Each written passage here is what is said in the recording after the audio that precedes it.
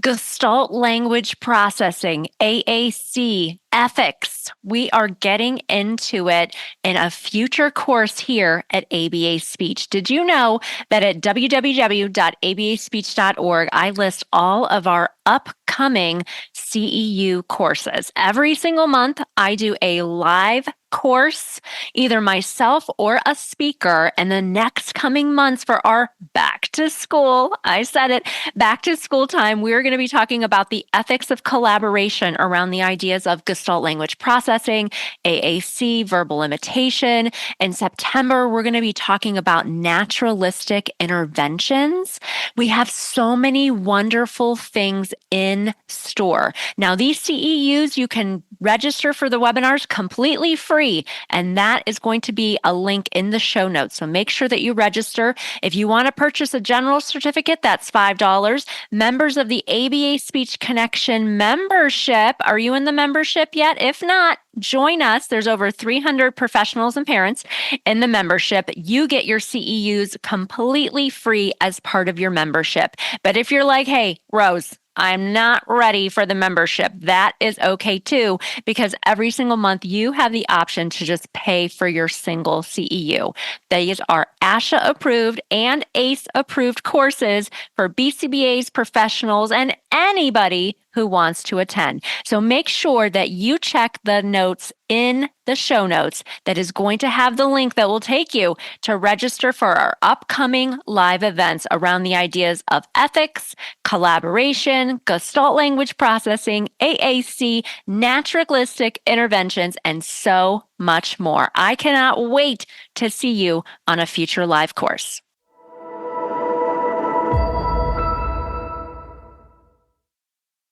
You are in for a treat today on the podcast. I have Cindy Watson, who is been on the podcast before. We will link her very popular course on early intervention, and her daughter, MC. They are sharing their autism journey. We talk about autism in girls quite a bit here on the podcast, and I have had people on who are autistic adults who have been diagnosed later in life and maybe had different diagnoses growing up, and then they get an autism diagnosis, and it really kind of makes things clear for them as far as what is going to be helpful and what is going to be a support.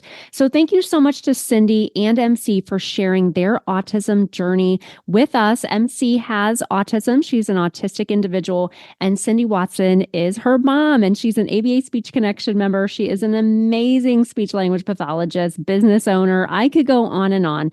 They are a breath of fresh air, and MC's really going to share with us what that journey was like for her. I did ask her, what did you find helpful about therapy? What did you not like about therapy? Because I try to have that ongoing communication and open dialogue with my clients. And so this will be a peek into what does your middle school student like about therapy? What do they not like so much about therapy? And how can we help support them on their communication journey? This is a great episode. Let's get on into it. You're listening to Autism Outreach Podcast, a podcast full of ready-to-use strategies to help those with autism strengthen their communication skills. Here's your host, Rose Griffin of ABA Speech, a speech therapist and board-certified behavior analyst who shares tips you can use in your next therapy session. Welcome to the Autism Outreach Podcast. We have a great show for you today. We actually have a repeat guest, which we don't have that often. So I'll have to make sure that I put your other episode about early intervention on our show notes. But we have with us Cindy Watson and her daughter, Mary Claire. She goes by MC. Thank you so much for both coming on the show. You're welcome. You're welcome. And Cindy has been in my membership, the ABA Speech Connection. Thank you, Cindy, for being a founding member of my membership that I offer CEUs for speech therapists and BCBAs. And actually, Cindy, I probably haven't even shared this with you, but we are, by the time this podcast comes out, it'll be up and running, but we are actually opening a parent space that will be dedicated just for parents, where we are going to offer new tutorials every single month about very specific parent-friendly topics and also have a parent who is a BCBA and raising an autistic child come on and do a Q&A that is specific to parents, because I feel like while my information is helpful, I want to have somebody who is really kind of in that journey and helping navigate other parental questions. So I'm excited about that. So welcome and thank you so much for coming on to the podcast today. And so today we are going to talk a little bit about your journey into, I guess, the autism world. You've been supporting autistic learners as a professional, and I know that MC has been diagnosed with autism, and I just was wondering if you are MC in sharing kind of that journey. We have talked about autism in girls here on the podcast, and I've had autistic adults on to share that actually all the autistic adults that I've had on were diagnosed as adults, and they had other diagnoses growing up and weren't getting the proper support, and then were able to get a diagnosis as an adult, and that really kind of changed things for them. So share with us what you feel comfortable sharing about that autism journey. Well, Mary Claire and I had discussed that what we were going to talk about, and I'm a strong believer in we walk roads for a reason and to help others and to share our story. And I went to her and said, "Would you feel comfortable talking about it?" And she would, and she stated that she would, and I love that because I feel like things in that aspect have changed as well, with especially teenagers sharing these kinds of things. But as her mom and being a speech pathologist for almost 29 years, when I had Mary Claire, I'd had another child, and I knew normal developmental milestones from my job and from another child. And Mary Claire was always on the tail end of normal, or she was late. Her gross motor was probably the one that was most affected, and maybe because she lived at home with the speech pathologist 24/7. But she didn't walk till almost 2. And so she did physical therapy through early intervention. As you mentioned, that's a passion of mine, is early intervention. She did some OT for sensory things.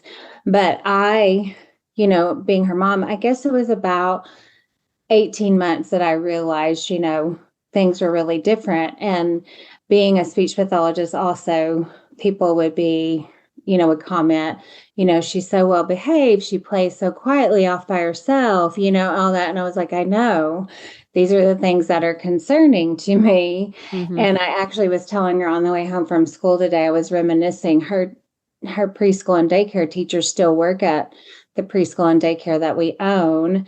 Mm-hmm. And I was talking to them last week, and they were like, she was always the easy kid. She played off by herself.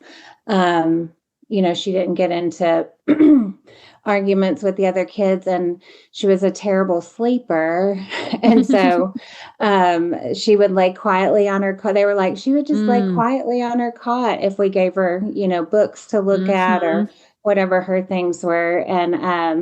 And so those were always my concerns. But we went to a daycare where she started at 8 weeks and went till she was 5. Till they kicked her out and made her go to kindergarten. Right. And then she went to a neighborhood school where she was so familiar with the kids, because a lot of the kids from the daycare preschool went there, or kids from church, or kids from the neighborhood, and everybody just knew that's MC. Mm-hmm. So there wasn't any kind of figuring a lot out in that kindergarten through 5th grade year. And then COVID hit, and we were home that last part of 5th grade.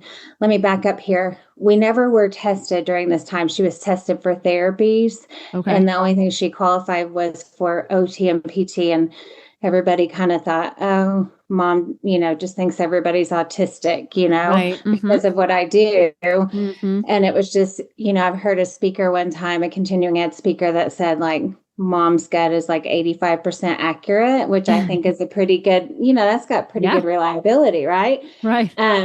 But so we had that lockdown, And then she switched schools. So she left everything that was familiar. Mm-hmm. And then that August, she went to middle school. Oh. And that was when we really saw her start to fall apart because one, sixth grade, there's so much social. Oh.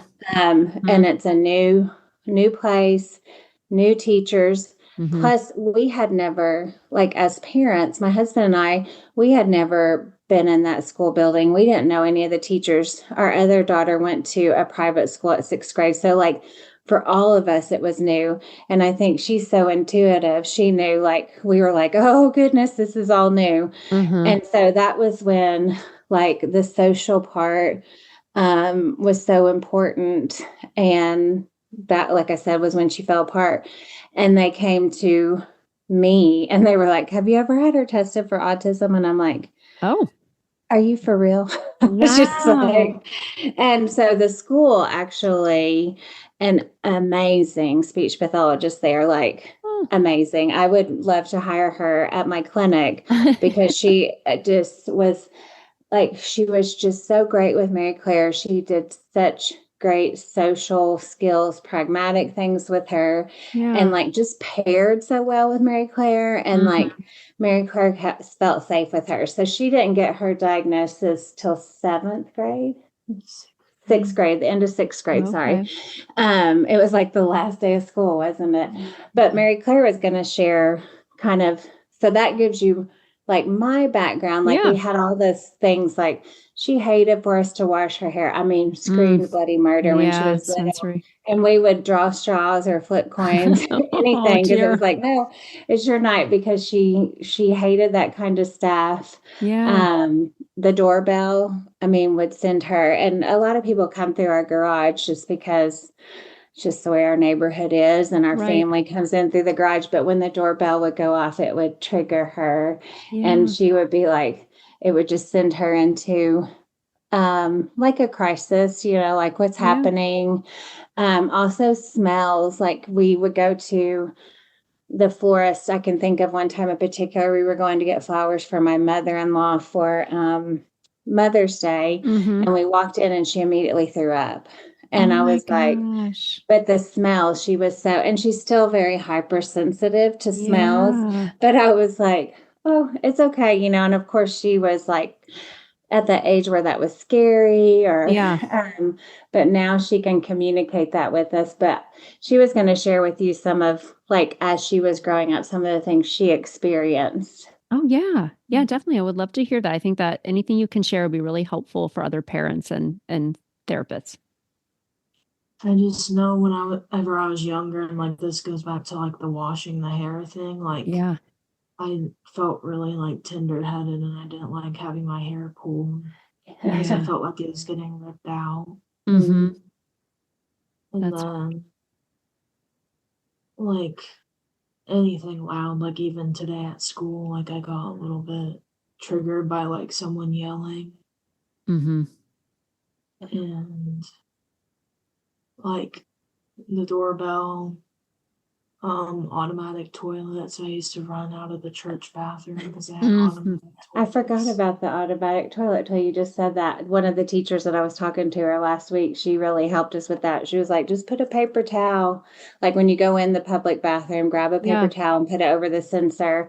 We thought, we're never going to get her to go potty out, you know, out in public. And so then she could go out and I could go in and pull the paper towel, you know. Do you have to kind of wet the paper towel with water? I'm like really getting down to the nitty gritty, but I feel like the paper towel would stay better if you kind of damped it, wouldn't it? And then you put it over the sensor. You know, we never did that, did we? We it just stays? Okay.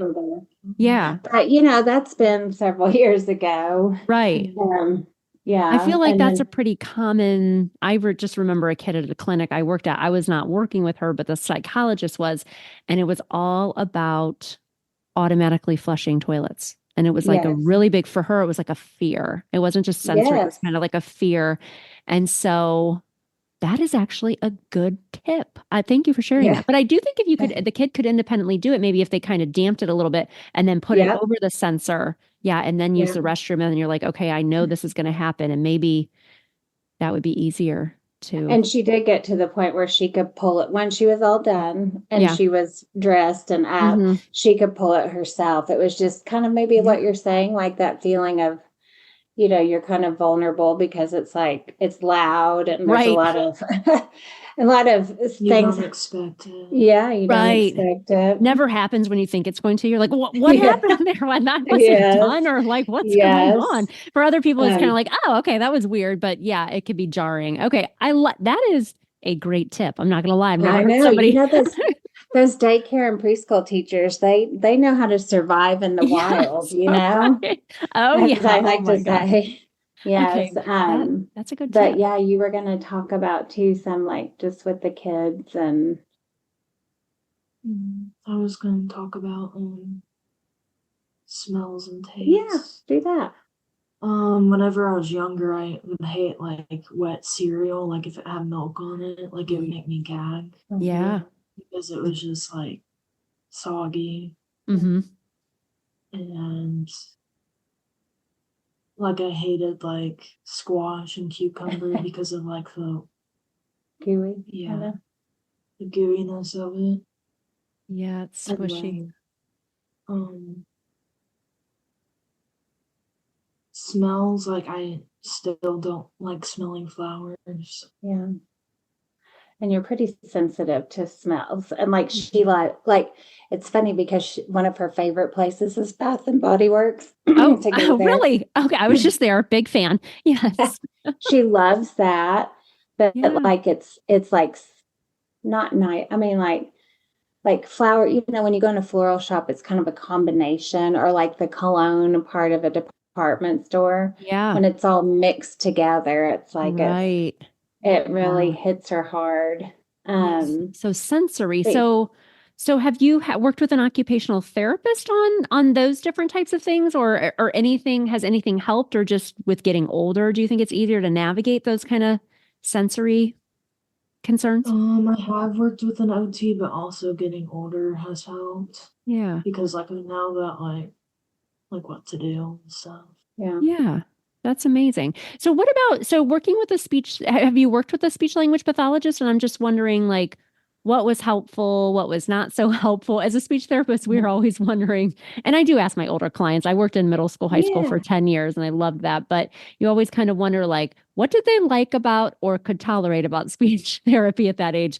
And what was not so fun, if you feel comfortable sharing? I probably liked like talking, like, because like growing up I had like a lot of like restricted interests.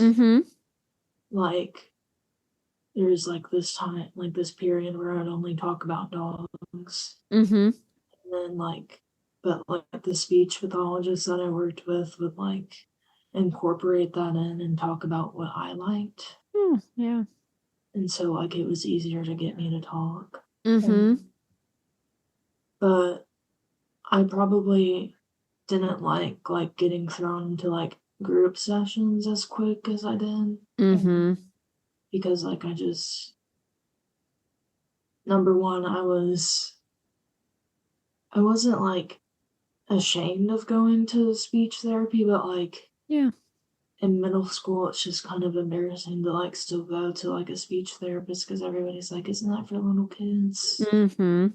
Yeah, she really struggled with, for lack of a better term, bullies when she was at the middle school, because she was like, Mom, they were like, isn't speech therapy for, and I apologize for using this word, but for the stupid kids. And it was like, oh, hurts my heart, because I know as a mom and as an adult and as a speech pathologist, we all have our weaknesses and we all have our strengths. Like Mary Claire is super smart and just loves to learn about, different things, not necessarily always the things, like she's very musical and likes to talk about instruments and music and composers.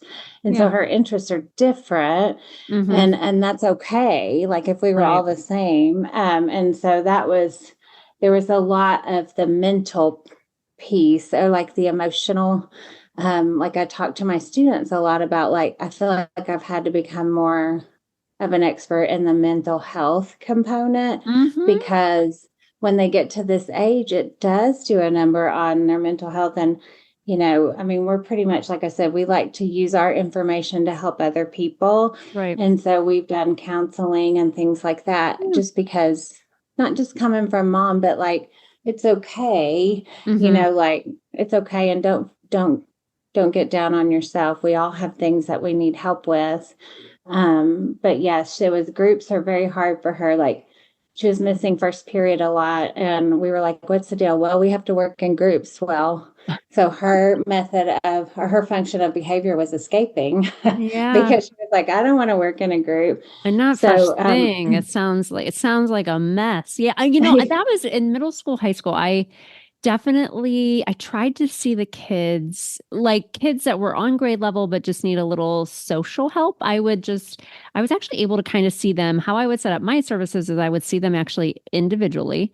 And then I would go into their classroom and not say one word to them. And I would just sit back. If it was like a science lab, I would see how they are like generalizing their social skills, or I go in and kind of peep on them at lunch and, try to be more naturalistic. I think that's a good thing to talk about with, it's hard because as a speech therapist, if you have an IEP, you do have to get those IEP minutes, right? It's a legally binding document, but we want to be, and I did like my old building for that because I had a very small office and it did not say speech therapist on the outside. It didn't say one word. And I just think kind of being discreet as you get older, and it's not like you're ashamed or anything like that. It's just, I guess, serving the kids in a way that makes sense for middle school, high school, because it's such a hard, I have a middle schooler now. It's just a hard age to navigate. I mean, you're just finding out who you are, and everybody needs help with something. And yeah, bullying is hard. And, thank you for sharing that, because that, brings it to light. Like, it's, sometimes you'll see on Instagram, like, autism is a gift. And, it's not that it's not, but it's just, there are struggles. And so thank you for coming on and sharing about that, because I feel like it's not discussed. It's not just. And I have some honor students who are working on a thesis about girls and autism, because now that we've gone through this with Mary Claire and how long it took for her, because she was able to mask things, and like I said, because she is so smart, and I say that not just as her mom, I know, but like she wasn't one of those kids that needed a lot of extra help on academics. So she flew under their radar, and she was quiet. She didn't want to talk to anybody because of her social anxiety or her social skills not being up to par. And so the students have become interested in trying to help figure out what is that missing link on why girls are going longer, or dig in deeper. There's so much stuff out there. And so that was what interested me about sharing our story and talking to Mary Claire. We just talk about it now. And like today, I mean, she was telling me, like, kids just openly talk about it. She's in a smaller private school now. Yeah. And I love that it's not so much a stigma, but it's like, it's almost like you have blue eyes. Well, I have, right. Kind of a thing. And, also there's like negative parts of it being talked about so much, because like it's like a big joke now. Like, someone will get a question wrong when the teacher calls on them, and they're like, "Oh, are you autistic?" or R word. Yeah. We don't use the R word. She said, or the R word. Yeah. Right. And so there is some of that, but I do appreciate that there is more of like, I think that helps that on that mental health piece, that you don't have to feel like you have to hide it or be embarrassed about it. It's like one of the characteristics that makes you, so. Yeah, I love that. This has been so interesting. Thank you so much for both coming on. As we kind of wrap up our episode, I really appreciate you sharing your journey with us. I think that I try to have autistic adults on, and, autistic individuals and parents who are raising autistic children, because I think sometimes as speech therapists and BCBAs, we can't always ask the questions that we want to. If you're working in a public school, you can't always ask the parent, like, are you happy with speech therapy services? Because I might say no. That gets to be a hard question. But thank you so much for coming on. Is there anything else that you guys want to share kind of in summary, Cindy or MC, and wrapping up our episode today? I was just going to share something that may make her chime in, but right before Christmas, she surprised her dad and I, and she got to go up on stage for the band concert and introduce the song, and you had to talk about the composer. I about fell out of my chair because it's like all the band parents from 6th through 12th. I don't know. There was probably like half of our, like, because it's a church. It's like church half school. of the church. Yeah. So I'd probably say like 500 people. She got up there and her eye contact and my little speech pathologist heart was like about to explode. And she had a big voice, and my dad only has hearing in one ear because of his age. And he was like, I heard her better than anybody else up there. So she had a big voice. So I think that would be our encouragement, saying like, it is hard. And I mean, don't get me wrong, we still have struggles here and there, and we're working through it. But I think like, as I look at this little sign on my desk, it's like one day at a time. It was something my mom taught me growing up to take each day and don't try to look way, way ahead. But like, that's what we look at is like today, what are we going to do today? And don't worry about tomorrow. And I know other people have things, but one day at a time is kind of our family thing. Yeah. And I'm just super proud of how far she's come. And like I said, it's not perfect. We definitely have our big roadblocks and hiccups, but to encourage other families and just advocate for your kiddos. I was probably just going to say that, like, being in like band helped me a lot with my social skills, because it's like it's a bunch of people who have like the same interests as me, so I can talk more freely than like being in like a math class where like it's a bunch of random people put together. So it may be encouraging parents to find out what their kids are interested in. Which, I love that. Wonderful. Well, thank you so much, Cindy. And thank you, thank MC, you. for coming on the show. It was really great to connect. Okay. Have a great night. Thanks for listening to Autism Outreach. If you enjoyed the show today, make sure to subscribe so you don't miss an episode full of actionable strategies you can use in your therapy room. Write a review too. That would mean so much to me. I always love hearing from you. Have a specific topic that you want included on a future show? Reach out over on Instagram, ABA Speech by Rose, or visit me at www.abaspeech.org.